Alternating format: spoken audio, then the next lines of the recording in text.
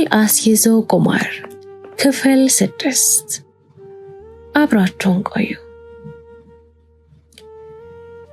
ልዩ ቃል ቤት ነው ያለችው። እየሳቁና እየተጫወቱ ሳለ ድንገት በራፉ ተንኳኳ።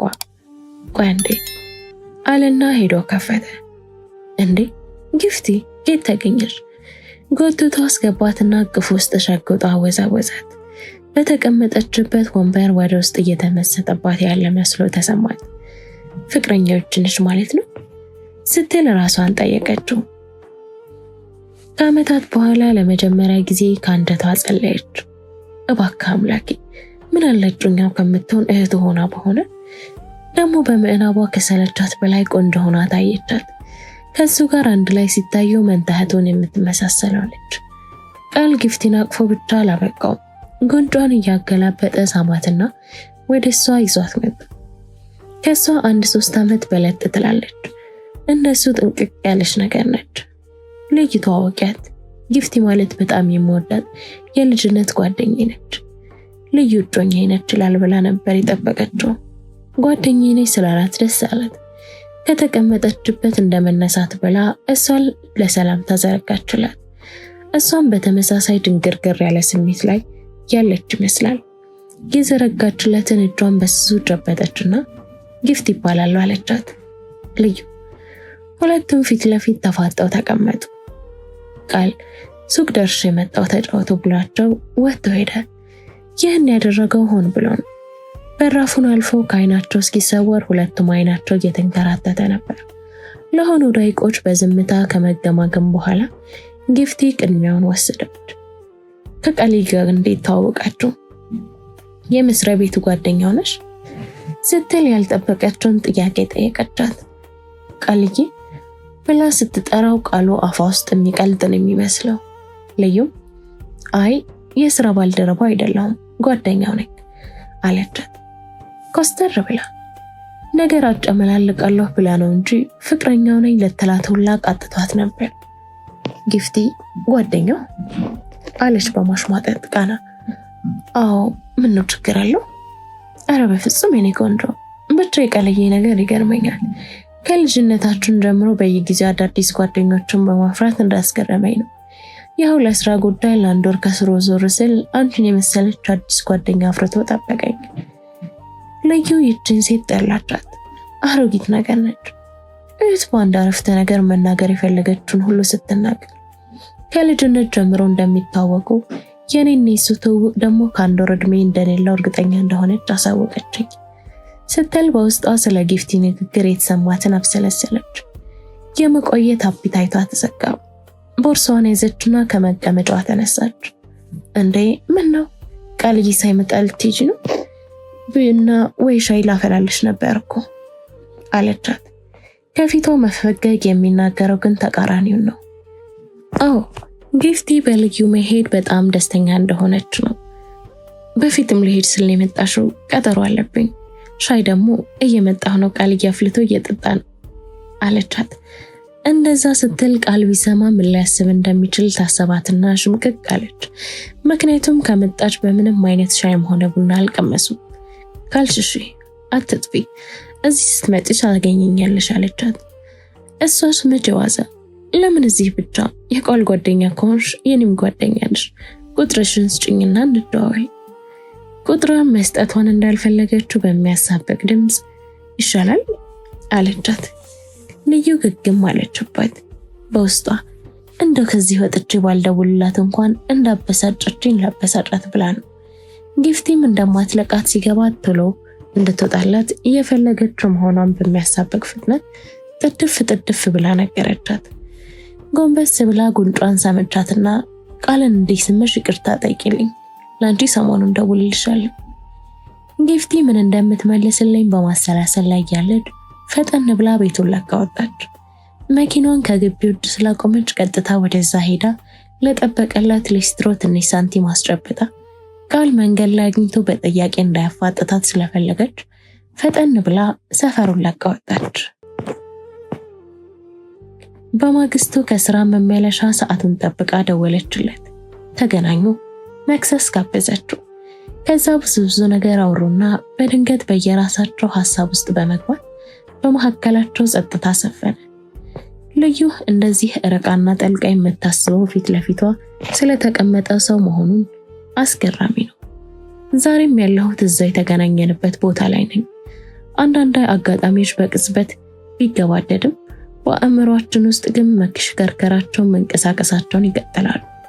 አዎ ዛሬም እንደዚህ የተረገሙ ጣቶችን ኪስ ውስጥ ከትቼ ሞባይልህን እየመዘዝኩ ነው። አሁን በዚህ ሰዓት ተዋት ልጅቷን ገደላቻት እያልክ እየጮክ ነው። አዎ የተረገሙ እጆችን በቅድስት እጆችህ አጥብቀህ ይዘህ ከረጋሚዎች ከደብዳቤዎች መካከል ጎትተህ እያወጣኸኝ ነው። እንዴት ከዚህ ቦታ ተንቀሳቅሼ ወደፊት መጓዝ እንደምችል አላውቅም። በምንም አይነት ተአምር እየሰማኋቸው ያለሁትን ልስልስ ድምፅህን ወደ አእምሮዬ ውስጠኛ ማከማቻ ከፍቼ ጨምሬ ፊቱን ባዶና ንጹህ እንደማደርገው አምላክ ነው የሚያውቀው። ምናልባት ከተጣበቅኩበት ቅጽበት መላቀቅ እችል ይሆናል። አዎ ይህም ሌላው ተጨማሪ በሽታ ሆኖ ተጣብቶብኝ ሊሆን ይችላል። እንግዲህ መድኃኒት የማይቀበለው ሰውነት እንዲህ አድርጎ በምንስ ተአምር ይፈወስ ይሆን? የምረግጠው ቦታ ሁሉ እየከዳኝ ነው። ደረቅ መሬት መስሎኝ በሙሉ ክብደቴ ስጫን ያዳልጠኝና ሰማይ ደርሼ መሬት ፈርጣለሁ። መሬት ሰርፍ የእጆችን ቆዳ ጠጠርና አሸዋ ገሽልጦ ያጎሳቁላቸዋል። ወገቢ ለሁለት ይከፈላል። ቢሆንም በወደኩበት እየተንከባለልኩኝ ማለዝን አይሆንልኝም። እንደምንም ራሴን አበርትቼ እነሳለሁ። የጀርቤን ህመም ጥዝጣዜ እስኪያቅለሸልሽኝ ድረስ ቢያመኝም ከአቋሜ ሽብርክ አልልም። ፊቴንም አልቋጥርም። ወደፊትም ከመራመድ አልሰንፍም። የራሴን ህመም ለራሴው በሚስጥር ይዟል። እኔ እንዲህ ነኝ። ከረጅም ዝምታና ማሰላሰል በኋላ እሱ ቀድሞ ዝምታውን ሰበረና መናገር ጀመረ። እስኪ ጠቃመሽ ከሆነ አንድ ታሪክ ልንገርሽ አላትና እሷን ከሐሳብ ባህር ውስጥ መዘዋጣት። እሷን በፍጥነት ከገባችበት መደበት በመውጣት ራሷን አንቅታ በእናትህ ንገረኝ ስትልቅ እድሜዋን እንደጨረሰች ወሬ አሳዳጅ አሮጊት የሚነግራትን ለመስማት ተስገበገበች። ስለሆነ ነገር እንዲነግራት ፈለጋ አይደለም። በቃ ስለምንም ይሁን ስለምንም ዘለግ ያለ ወሬ እንዲያወራትና ምስጥ ብላ ከአንደበቱ የሚወጡትን ቃላቶች ለማድመጥ አይኖቹን ሲያንከባልላቸውና ፊቱ ቆጠር ፈታ ሲል ለማየት ነው። ሊነግራት የፈለገውን ታሪክ መተረክ ጀመረ። አንድ ወቅት ነው ሐዋሳ ነበርኩ እና በእለቱ ጭፍግግ ብሎኛል። ራሴን ዘና ለማድረግ ወደ ባህር ዳርቻ ሄድኩ። ጠፍጣፋና ምቹ ድንጋይ ላይ ተቀምጬ የሐይቁን ዳር አርቄ በማየት እየተደመምኩ ሳለ አንድ ያጎበደደና እድሜ ተጫናቸው አዛውንት ከዘራቸውን እያንቋቁ መጥተው በግማሽ ሜትር ርቀው ከጎኔ ተቀመጡና ልጄ ምነዋ ተክዘሃላ ሲሉኝ ጠየቁኝ። እኔም ቀና በማለት በትኩረት ካየኋቸው በኋላ ለጥያቄያቸው መልስ በመመለስ ፋንታ ሌላ ጥያቄ ጠየቅኳቸው። እኔ በ35 ዓመቴ መኖር እንዲህ የከበደኝ እርሷ የሆነ ሁሉ ጊዜ እንዴት ቻሉት? በእኔ ደረሰ አይድረስብህ አሉኝ። እንዴት አባቴ? አንድ ህይወት መኖር ፈጽሞ ሊከብድህ አይገባም።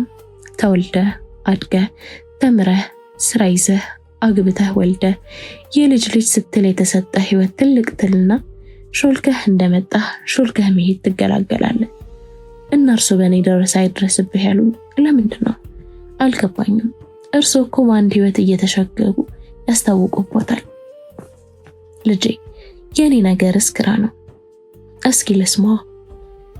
ድሮ ነው፣ በጣም ድሮ ጌታዬ አንድ ነገር እንድትሰጠኝ እፈልጋለሁ ስል ለዓመታት ጸለይኩ። ፈጣሪም የጸሎትህን ድምጽ በጆሮዬ ያንቃጭሏል። አሁን አንድ ነገር ያልከውን ጠይቀኝ፣ ወዲያውኑ እሰጥሃለሁ። አንድ ማስጠንቀቂያ ገና አለኝ አለ። አምላኬ ምንድነው ስል በከባድ ትህትና ጠየቅኩት። የጠየከኝን አንዴ ከሰጠሁ በኋላ መልሰህ ውሰድልኝ ብትል የሚሆን ጉዳይ አይደለም። ስለዚህ የምትጠይቀውን ደግመህ አስብበት ብሎ አስጠነቀቀኝ። ግድ የለም ለዓመታት ያሰብኩበትን ጉዳይ ነውና ምንም የሚያጸጽት ነገር አይኖርም አልኩት። እንግዲያውስ ጠይቅ ሲል ፈቀደልኝ። አንድ ነፍስ ብቻ አይበቃኝም፣ 6 ነፍስ አድርግልኝ። ይህ ነው ልመና ያልኩት። ጥያቄህ ቀላል ነው፣ ግን 6 ይበቃል አለኝ። ካላስቸገርኩህማ 9 ብታደርግልኝ ምስጋናዬ የዘላለም ነው አልኩት። ያው እንግዲህ ከዚያች ደቂቃ በኋላ ባለ 9 ነፍስ ነህ አለኝና ተሰወረ። የሆነ ኃይል በሰውነቴ ሞገድን ሲረጭና ሲንዘረዘር ተሰማኝ። ወዲያው ነበር የጸጸተኝ። እንዲህ ቀላል ከሆነ ምን ነው 18 ነፍስ ጠይቄው በሆነ የሚል የስስት መንፈስ እንደ ቀንቀን መላ ሰውነቴን በላኝ። ውለው ሲያድርስ እንዳልተጸጸቱ ተስፋ አድርጋለሁ አልኳቸው። ጸጸት ብቻ አይገልጸውም። አልገባኝም። 9 ነፍስ ማለት እኮ 9 ተከታታይነት ያለው የተለያየ ህይወት የመኖር እድል ማለት ነው። አዎ ትክክል ነህ። 9 የመሞት እድልም አብሮት እንዳላት ዘንጋ። በራስህ እየው። በአንድ ህይወት ውስጥ ያለው ስቃይ፣ ህመም፣ ስጋትና መረበሽ፣ ተስፋ መቁረጥና ቁዘማ ምን ያህል ከባድ እንደሆነ እየው። እና ይህም በተለያየ ዘመን ውስጥ 9 ለዛውም ያለማቋረጥ ሲደጋግሙ ምን ያህል እንደሚከብድ እና 9 ነፍስ ነበረኝ እያሉ ነው ስል ጠየቋቸው። አይ አሁን እንኳን የቀረኝ 3 ነፍስ ነው። 6ቱን ኖሬ አልፌያለሁ። የ6 ህይወት ደስታ ተደስቼ የ6 ህይወት መከራ አሳልፌያለሁ። መኖር ብቻ ሳይሆን 6 ሞቻለሁ ማለት ነው። እና አሁን ምንም ትርጉም አልባ ሆኖብኛል። መጠጣት፣ መዳራት፣ ቤት መስራት፣ ሀብታም መሆን፣ ዝነኛ መሆን ሁሉንም በየተራ አይቻቸዋለሁ። አሁን አየር ስትተነፍስ እንኳን ከመሰላቸት እየተነሳ እየደከመኝ ነው አሉ። እና እውነታቸውን 9 ነፍስ ኖሯቸው 6ቱን የኖሩ ይመስላችሁ? አምናቸዋል ስትል በነገራት ግራ አጋቢ ታሪክ ግራ ተጋብታ ጥያቄ ጠየቀችው። ማመን አለማመኑ አይደለም ዋናው ጉዳይ። ሰውየው በታሪክ ውስጥ ሊያስተላልፉልኝ የፈለጉት ነገር ነው ላካፍለሽ የፈለጉት አላት። ማለትማ ህይወት ልሙጥ ሆና አትከሰትም። ደስታውም ሀዘኑም የኛው ነው።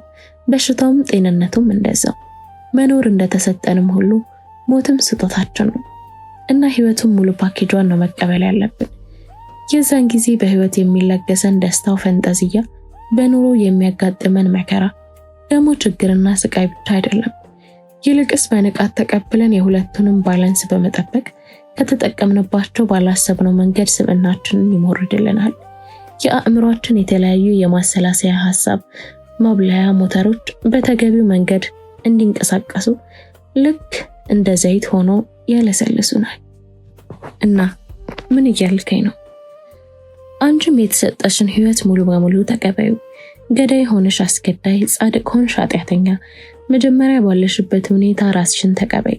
እናም ደግሞ ሁሉም ሰው ከውጭ እንደምትመለከቱ እንዳልሆነም ዋቂ። ስለዚህ አንቺም ራስሽን እንደምታይ ብቻ አይደለሽም።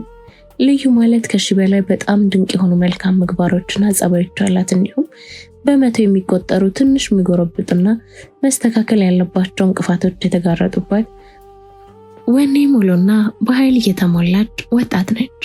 ይህን ካወቅሽ ከነዛ 100 እንቅፋቶች ላይ በየጊዜ የተወሰኑትን እየቀረብሽ ሺዎች ላይ እየጨመርሽ መሄድ ብቻ ነው የሚጠበቅብሽ። ታዋቂ መቼም 100ንም እንቅፋት በአንዴ ማስወገድ አትችይም። በዓመት 10ን እንኳን ካስወገድሽ በቂና ድንቅ ነው። ዋናው ከአምናው በሆነ ነገር የተሻለሽ ሰው መሆንሽ ነው። ታዋቂ ሰው እስካልሆንሽና በዚህ ምድር ላይ መኖር እስከቀጠልሽ ድረስ ፍጹም ሰው መሆን አትችይም። ማንም ደግሞ እንደዛ እንድትሆኝ አንቺን የመጠበቅ ሞራል የለውም። እሱም እንደዛው በመቶች የሚቆጠሩ የህይወት እንቅፋቶች በውስጡ ተሸክሞ ስለሚዞር ማለት ነው። እና ራስሽን የተለየ ችግር እንዳለብሽ አድርገሽ በማሰብ ነፍስሽን ማሰቃየት አቁሚ። በተመስጦ ቃል በባል ካዳመጠችው በኋላ አመሰግናለሁ፣ አንተ በጣም ጥሩ ሰው ነህ አለችው። እኔ ደጎች ስላሳደጉኝ ደግ ከመሆን ውጪ ምርጫ የለኝም። ልክ ለኔ ደግ እንደሆንኩ ማለት ነው። ማለት እንዴት ማለት አለ? ስሰርቀህ ያስከኝ ግን አብራሂን ተደበደብኩ። አዎ ጥሩ ምሳሌ መጣሽ። ለአንቺ መስረቅ እኔም ከጥፋተኝነት ራሴን ንጹህ ማድረግ አልችልም። ስልክ አያያዜ በጣም እንዝላልና ግዴለሽነት የሚያሳብቅ ነበር። አንቺን ለመስረቅ ስትመጭም እኔም ለመሰረቅ ዝግጅት ሆኜ ነበር እየጠበቅኩሽ ያለው። ስለዚህ ከደም ንጹህ ነኝ ማለት አልችልም። ብደበደብም በገዛ ጥፋቴ ነው። አንተ መንፈሳዊና መልካም ሰው ከሆንክ ክፋትና ክፎችን፣ ኃጢአተኛና ኃጢአተኞችን አጥብቀህ ማውገዝና መኮነን አለብህ። አሁን ግን እንደማይ የተከላከልክላቸው ነው። አደበላልክሽው እንዳልሽው ክፋትና ኃጢአትን አጥብቄ ያውግዛል። ክፎችና ኃጢአተኞችን ላልሽው ግን አላደርገው። እነዚህ ክፉና ኃጢአተኛ ሰዎች የሚያስፈልጋቸው መወገዝና መወቀስ አይደለም፣ መፈቀርና መደመጥ ነው የሚፈልጉት። ከልክፍታቸው ለመፈወስ ሕክምናው ፍቅር ነው። ውግዘትና ስድብማ እሳት የሆነ ተግባራቸው ላይ ቤንዚል ጨምሮ ማቀጣጠል ማለት ነው። ደግሞ ማንም ከመሬት ተነስቶ በፍቃት ገዳይም ዘራፍም አይሆንም። ትላንትናውን ያበላሸበት አንድ ሰው ወይም አንድ አጋጣሚ ይኖራል። እያንዳንዱ ወንጀለኛ ሰው በግለሰብ ደረጃ ኃላፊነት ቢኖርበትም በየደረጃው ያሳደጉት ወላጆች፣ ያስተማሩት መምህራን፣ አብረውት ያደጉት ጓደኞቹ፣ በውስጡ አቅፎ ያሳደገው ማህበረሰብ፣ እየተመላለሰ ሲያመልክበት የነበረው ሃይማኖት ተቋም፣ ሲያስተዳድረው የነበረው መንግስት፣ እነዚህ ሁሉ የየድርሻቸው ኃላፊነት መውሰድ አለባቸው። ለአንድ ጉዳይ ተገዳዩን ጨምሮ ከላይ የዘረዘርኳቸው በሙሉ ንጹህ አይሉ እንዴ? ተገዳዩ ደግሞ በመገደሉ የተሰራበት ግፍ ሳይንስ የምን ተጠያቂነት መሆኑ? ታሪኩን ስትመረመሪ በግልጽ ታገኘዋለሽ። የሆነ ነገር አድርጎ ገዳዩን አሳስቶታል፣ ወይ ከሚስቱ ጋር ያልሆነ ቀረቤታ ፈጥሯል፣ ወይ በእምነት ያበደረውን ገንዘብ ክዶታል፣ ወይ እሱ ቸግሮት ባለበት ወቅት የበሬ ማሰሪያ የሚያህል ሀብት አድርጎ ተፈታትኖታል። እንደዚህ እኮ የምታስበው አንተ ብቻ ነህ። አይ ጥቂትም ቢሆኑ ሌሎችም አሉ። ደግሞ አንቺን ብትሆኚ ከአሁን በኋላ እንደዚህ ከሚያስቡት መካከል እንደምትሆኚ ይመስለኛል። አንተ እስኪ መጀመሪያ ከተሰናወተኝ ከዚህ ሌብነት ልፈወስ። ትፈወሻለሽ፣ አይዞሽ። አንተ እንዲህ ቀልድ መሰለ? እናቴ ከየአድባራቱ አስመጣታ ያስረጨችኝ ጸበል የለም። ሕክምናውን በጣም ብዙ ሳይካትሪስቶች ሲያክሙኝ ሞክረዋል። የመስረቅ ረሃቤ ትንሽ ጋብ እንዲልና ፋታ እየወሰድኩ እንዳደርገው ማድረግ ቻለው እንጂ ከስሩ መንግለው ሊያገላግሉኝ አልተቻላቸውም። ስለዚህ ራስሽን ከራስ አክሚያ። እሺ እንዲህ እንዳልክ። ልዩ ለጊፍቲ ቃል ቤት ከተገናኙ ከሳምንት በኋላ ደወለችላት። ሄሎ ማልበል አለቻት ግራ በተጋባ ድምጽ። አዲሷ ጓደኛሽ ነኝ። ይቅርታ አላወኩሽም። በቀደም ቃል ቤት ራሱ ቃል አስተዋውቆን ነበር። የጊፍቲ የንግግር ቃኖች ደቂቃዎች ውስጥ ተቀየረ። አወቅሽ? አውሽ ምን ልታዘዝ? ኧረ አይባልም። መጀመሪያ ሰላም ነሽ አይቀድም? ይቅርታ ሰላም ነሽ? አለሁልሽ። እንደው ጊዜ ካለሽ ላስቸግርሽ ነበር። ምንድነው ግን? አሁን ስራ ቦታ ላይ ነው እኮ አውቄያለሁ። መስሪያ ቤትሽ አካባቢ ነው ያለሁት። ከ30 ደቂቃ በኋላ ስትወጪ እንድንገናኝ ፈልጌ ነው። ልታገኛት ምንም አይነት ፍላጎት እንደሌላት በሚያሳብቅ ንግግር። እሺ ግን ለምን ጉዳይ ነው? ከስራ በኋላም የሚመቸኝ አይመስለኝም። ሌላ ቀጠሮ ነበረኝ አለቻት። ይህች ሴት ራሷን እያወደደች ስለሆነ ቀልቧን ልትገፋ ብላ ስሌት ሰራች። የቃል ምርጫ እኮ ከኔ በተሻለ አንቺ ስለምታውቂ ብዬ ነው አለቻት። የምን ምርጫ? ምን ማለት ነው? እንደገመተችው ጊፍቲ በደንብ ተነቃቃች። ልዩ ሙሉ ትኩረቷን እንዳገኘች እርግጠኛ ስትሆን ንግግሯን አራዘመች። 12 ሰዓት ላይ ራት ጋብዘው ቀጥሬያለሁ። እናም ዝም ብሎ ራት ብቻ ከሚሆን የሆነ ስጦታ ልገዛለት ፈልጌ ነበር። ግራ ስለተጋባው በምርጫው ብታግዥኝ ብዬ ነው። አሁን መጣሁ፣ 5 ደቂቃ ብቻ ጠብቂኝ ብላ ስልኩን ጆሮዋ ላይ ጠረቀመችው። እንዳለችውም 5 ደቂቃ እንኳን ሳይሞላ መጣች። ልዩ የመኪናውን መስታወት ወደ ታች በማውረድ እጇን ወደ ላይ በመቀሰር እንድታያት መለከት ሰጠቻት። የጨለመ ፊት ይዛ እየተወረገረገች ወደ እሷ መጣች። ፈጠን ብላ የጋቢናውን በራፍ ከፈተችላት። ገባችና ዘጋችው። ለሆኑ ደቂቆች ዝም እንደተባባሉ ተጓዙ። በመሃል ጊፍቲ እንዳኮረፈች መናገር ጀመረች። ምን አይነት ዕቃ ነው መግዛት የምትፈልጊው ስትል ጠየቀቻት። ወይ ሳልነግርሽ ተውኩት እኮ። ምኑን? ስጦታ ልገዛ ነው ያልኩሽ ነው። እየቀለድሽብኝ ነው እንዴ? አይ መጀመሪያ ከቃል ጋር ራት ቀጠሮ ነበረን። አሁን ላንቺ ከደወልኩልሽ በኋላ ደውሎ ድንገተኛ ጉዳይ ስላጋጠመው ዛሬ እንደማይችል ነግሮኝ ይቅርታ ጠየቀኝ። የራት ግብዣው ከሌለ ደግሞ ስጦታ አያስፈልግም።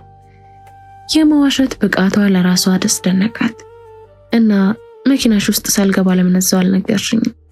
ውዴ ኧረ ዘና በይ። መምጣትሽ ካልቀረሽ አይቡና እንባባል ብዬ እኮ ነው። ያው የቃል ጓደኛ ነሽ ማለት የኔም ጓደኛ ነሽ። ጊፍቲ በጣም ከመናደዷ የተነሳ መከራከሩንም ስላልቻለች ዝም አለች። ቦሌ ካልዲስ ገቡና የሚፈልጉትን አዘው ፊት ለፊት ተፋጠው ተቀመጡ። ከቃል ጋር የረጅም ጊዜ ጓደኛሞች ናቸው። ልዩ ነች ጠየቀችው። ከልጅነት ጀምሮ አብረን ነበረን። አንድ ግቢ ውስጥ ነው ያደግነው። ልክ ምንም እንደማያውቅ ሰው እና ያው ጓደኛ ብቻ ናቸው አይደል ብላ የሚያበሳጭ ጥያቄ ጠየቀቻት። ለተወሰኑ ደቂቆች ጸጥ አለች። እንዴት እንዲህ ልትይ ቻልሽ? ቃል ነው እንዲህ ብሎ የነገረሽ? ኧረ በፍጹም አለቻት ደንግጣ። የደነገጠችው ሄዳ ቃልን ብትጠይቀውስ ብላ በመስጋት ነው። በዚህ ጉዳይ ከቃል ጋር ብትጣላ ለሷ ትልቅ ኪሳራና እፍረት ነው። ቃል ጓደኛዬም ወንድሜም ፍቅረኛዬም ሁሉም ነገሬ ነው በማለት አንጀቷን ለመበጠስ ሞከረች። ምን ያህል የምትፈልጊው የሚል ፍጥጥ ያለ ጥያቄ ጠየቀቻት። ጊፍቲ መመለስ ጀመረች። ቃልን የምፈልገው ራሴን ከምፈልገው በላይ ነው። ቃል ህልሜ ነው፣ የልጅነት ህልሜ። ሁለታችንም አንዳችን ከአንዳችን ለረጅም ዓመት ማለት ከልጅነታችን ጀምሮ ስንደጋገፍና የህይወትን ጨለማ ጎኗን በመረዳዳት በብርሃኗም አንድ ላይ በማድመቅ ነው እዚህ የደረስነው። ይህች ልጅ ዋዛ አይደለችም ማለች ልዩ። ጥያቄዋን አራዘመችና ታገቢያለሽ ማለት ነው? ይህ ምን ጥርጥር አለው? እሱስ ነገርኩሽ እኮ እኛ እስካሁን የመጣንበት የህይወት መንገድ አብረን የተጓዝነው። ከአሁን በኋላ ያለውን ህይወታችንን አብረን ከመዝለቅ ውጪ ምንም ምርጫ የለንም። ቃልና አንቺ ግን መች ነው የምትጋቡት? እኔ እንጃ ማለት አልተነጋገራችሁበትም? አይ ተነጋግረንበታል። እናማ ሁኔታዎች ሲስተካከሉ እንጋባለን። ደግሞ ምን የሚያጣድፍ ነገር አለ? ቃልን ትወጂዋለሽ አይደል? በሁኔታዋ ተጠራጥራ ጠየቀቻት። በጣም ወደዋለሁ። ባልወደው ከሱ ጋር ምን አንዘላዘለኝ? አፈቅሯለሁ ማለት ታዲያ በኪራይ ቤት እሱን ለማግባት ፈቃደኛ ነኝ እያልኩሽ አይደለም። በፍጹም እንደዛ አላደርግም። ደግሞ ሌላ ወንድ ማግባት አልፈልግም። እስከ 60 ዓመትም ቢሆን እጠብቀዋለሁ። ምክንያቱም ቃልን የመሰለ ባል የትም አይገኝም። 5 ወንድ አንድ ላይ ተደርበው ቢታሰሩ እሱን አይደርሱበትም ብላ አንጀት የሚበጥስ ከረር ያለ መልስ ሰጠቻት። እኮ እኔም እሱን ይገረመኝ። በጎዳና ላይ በተጣለ ድንኳን ቤትም ቢያገቡት ያዋጣል ብዬ እኮ ነው። ሳታስበው የውስጧን ቀባጠረች። ታይ ህይወት ዕቃ ጨዋታ አይደለችም። ፍቅር እንጀራና ዳቦ መሆን አይችልም። እናንተ የሀብታም ልጆች ፊልምና ህይወት ይምታታባችኋል። አንቺ አሁን ፍቅረኛ አለሽ አይደል ስትል ራሷን ጠየቀቻት። አዎ አለቻት። ማለት እሺ ያለኝ። መች ታገቢያለሽ? በቅርብ ከ3 ወር በኋላ። ቤት አለው? አዎ አዲስ አበባና ሰንዳፋ ላይ መኖሪያ ቤት አለው። 2 ቤት ማለት ነው? አዎ። እሺ መኪናስ? ምን የቤት ነው የንግድ? ማለት የካምፓኒያችን ከሆነ ቁጥራቸውን አላውቅም። እሺ የቤትስ? 3 መኪኖች አሉት። አየሽ ለምን እንደምታገቢው? ልዩ ተበሳጨች። እና ለብር ብዬ የማገባውን የሚመስልሽ? እና በጣም ስለምታፈቅሪው ነው? አይመስለኝም። ስለሱ ስታወሪ አይኖችሽ ላይ የሚነድ የፍቅር እሳት አይታየኝም። እርግጥ ምን ያህል እንደማፈቅረው አላውቅም፣ ግን ያ ማለት የማገባው ለገንዘብ ነው ማለት አይደለም። እኔ ከቤተሰቤ በወርስ የማገኘው ሀብት ምናልባት ከሱ ይበልጥ እንደሆነ እንጂ አያንስም። አይ ይቻላል። አየሽ ዲታውን ከዲታ ከምታጣብቅ ምን አለበት ያለውን ከሌለው ብታፋቅር? ለፍትሃዊ የሀብት ክፍፍልም አሪፍ ነበር ስትል ቁም ነገሩን ከቀልድ ጋር ደባልቃ ተናገረች። ታዲያ ምን ችግር አለው? ባልንገናኝ አለቻት ልዩ። አይ አንቺ ምን አለብሽ ቀልጂ። ልዩ ለመቀለድ ብላ አልነበረም የተናገረችው። ሰው አስቦ ይናገራል። እሷ ግን ተናግራ ማሰብ ጀመረች። ባልንገናኝ ደጋግማ በአእምሮ አሰላሰለች። ድንቅ ሀሳብ ነው። በንግግሯ ተስፋ መቅረጥ ፈጽሞ አልፈለገችም። አዎ 60 ዓመትም ቢሆን ጠብቀው እንድታገባው ፈጽሞ ልትፈቅድላት አልፈለገችም። እልክ ውስጥ ገባች። ጊዜ አንጻራዊ ነው። እሷን ልክ አብረው ቆይታለች ማለት ከኔ በላይ ታፈቅሯለች ወይም ከኔ በተሻለ እሱ ላይ መብት አላት ማለት አይደለም ፍጹም ስትል የራሷን ድምዳሜ ሰጠች። ልክ ጊፍቲ የህይወት ታሪኳን ለሌላ ሰው ስታወራ በጉልህ የምትጠቅሰውና አይኗ እየበራ የምታወራው ስለ ቃል እንደሆነ ሁሉ የልዩም ሁኔታ ተመሳሳይ ነው። ምናልባት ወደ አካላቱ ለጥቆ አቅፎ ከንፈሮቹን እሺ ምናምን ጊዜ ስሟቸው ሊሆን ይችላል። ጭኖቿንም ፈልቅቆ ለበርካታ ቀናትና ዓመታት የሚያቃስት አይነት ፈጽሞ ረክተው ሊሆን ይችላል። ይህም ቢሆን ግን ከኔ በላይ ቀርባለች ብዬ እንዳስብና እንዳምን አያደርገኝም። አዎ እሱም ማግባት ያለብኝ እኔ ነኝ። ይህ የህይወቴ ዋናው ግብ ነው። እኔ እሱን ነጥቃታለሁ። ከዚች ልጅ ጋር በዘዴና በጥበብ መደራደር አለብኝ ስትል ወሰነች።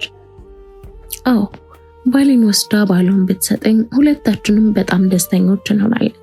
ወንዶቹም የሚከፋቸው አይመስለኝም።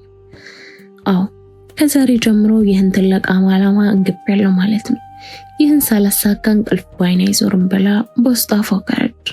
አዎ ቃልን ለማግኘት ስትል መድህኔን ልትሰጣት ወስናለች።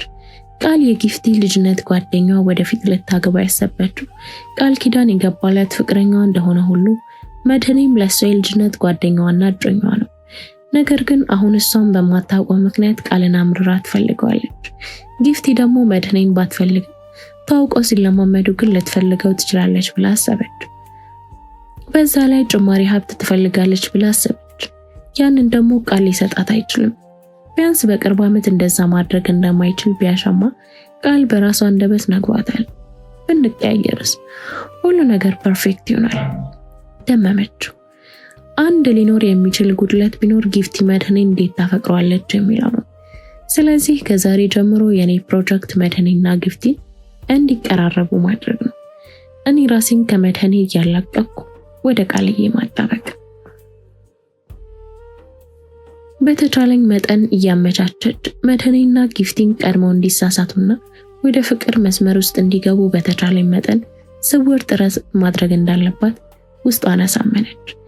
ከዛ ጥረቷ ተሳክቶ እንዳሰበችው ካደረገች እሷ ቀድማ እጮኛዋን በመንጠቋ ማዕበል ታስነባለች።